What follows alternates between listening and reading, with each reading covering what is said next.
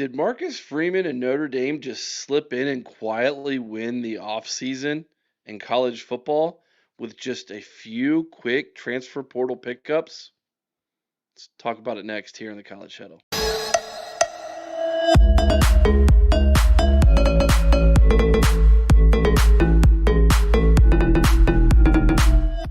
Welcome to the College Huddle 87 independent podcast from coast to coast. And you have found home base right here on YouTube at the College Huddle. Make sure you're subscribed to the channel if you haven't already. We would appreciate that. The other thing you can do to help us out that costs you absolutely nothing, it's completely free. Hit that thumbs up button. And of course, let us know what you think about what we think down in the comment section below. The last couple weeks, the transfer portal has been on fire. Some teams are literally, or universities, colleges, programs are on fire in a good way or in a bad way. And what's happening in South Bend, Indiana seems to be one of those that's on the good end of that on fire comment when it comes to the transfer portal.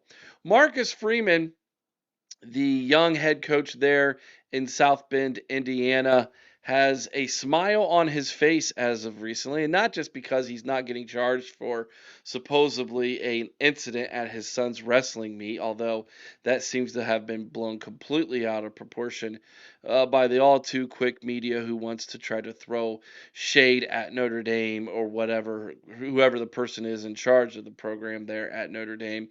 But it seems like Marcus Freeman has a smirk on his face because he's winning the offseason once again.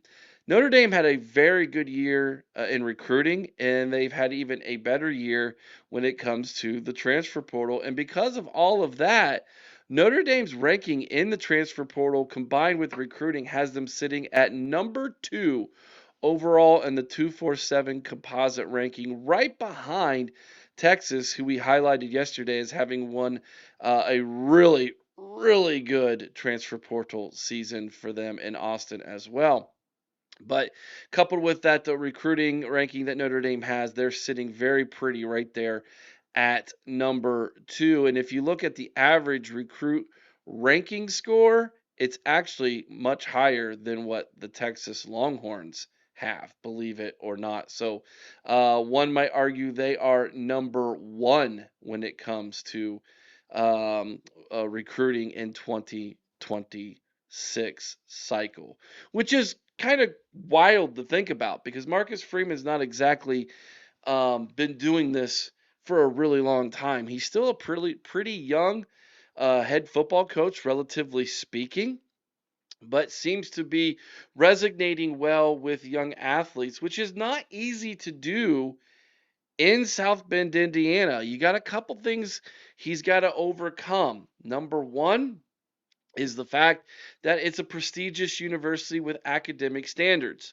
Number 2, it's also a religious university.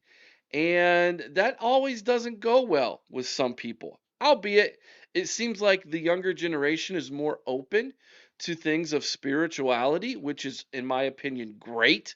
A lot of schools put that as a part of who they are and what they do. But no university kind of puts that out in the forefront as much as Notre Dame, who literally has this thing overlooking their stadium called Touchdown Jesus. So when it comes to Catholicism and the Catholic religion, Notre Dame obviously is head and shoulders above any other Catholic school when it comes to a football program. And Marcus Freeman has just kind of adopted that and let that be a part of who he is and a part of what the program is. And that's to be commendable, in my opinion. But taking a look at what they've been able to accomplish, let's go ahead and pull that up, why don't we, as well. The list of players that Notre Dame has gotten in the transfer portal, although it's not a very long list, it is a good list, to say the least. And that's to be, again, commendable for Marcus Freeman and his staff, what they've been able to do in the portal, starting with Jaden Sanders, cornerback from Michigan. So he leaves Michigan and decides he's going to jump in the portal and the 4-star ends up going to Notre Dame. The big Texan has 1 year of experience, and he comes into Notre Dame with uh, plenty of time, plenty of years of eligibility remaining. Same thing with the next guy on that list, big wide receiver Quincy Porter, former 5-star receiver that went to Ohio State, was buried on the depth chart behind Jeremiah Smith and Carnell Tate.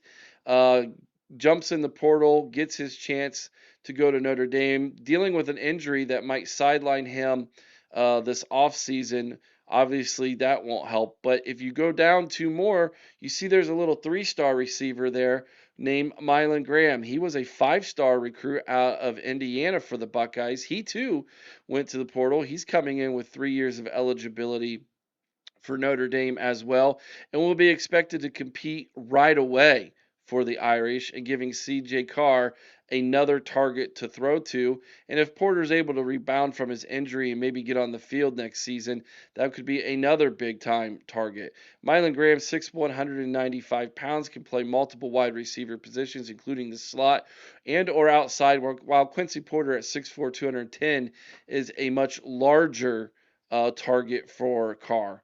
On the defensive side, though, like I said, you got Jaden Sanders from Michigan, but he wasn't the only cornerback that they went out and got. They went out and got DJ McKinney as well, cornerback from Buffalo, who leaves Deion Sanders and the 4-star who's trending upwards, as you can see there by 247 Sports rankings, comes into South Bend with the opportunity to compete with Sanders and others for a starting cornerback job.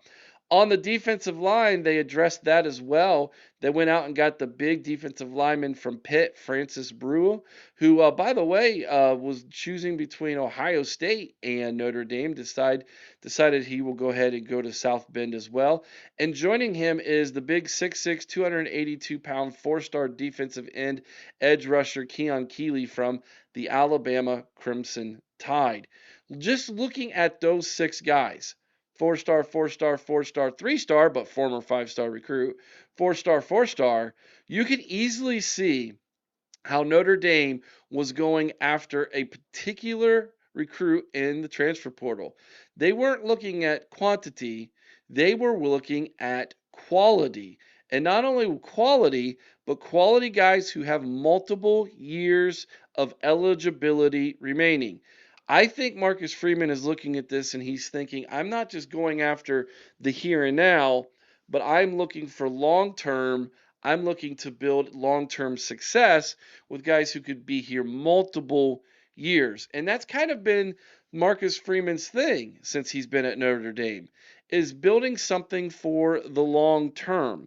And in this day and age that we live in college football, that's not exactly easy to do. That's incredibly difficult to do with the transfer portal, with NIL. There is no consequence for a player who jumps in the portal multiple times. Used to be in college football years ago, if you wanted to transfer, you had to sit out a year.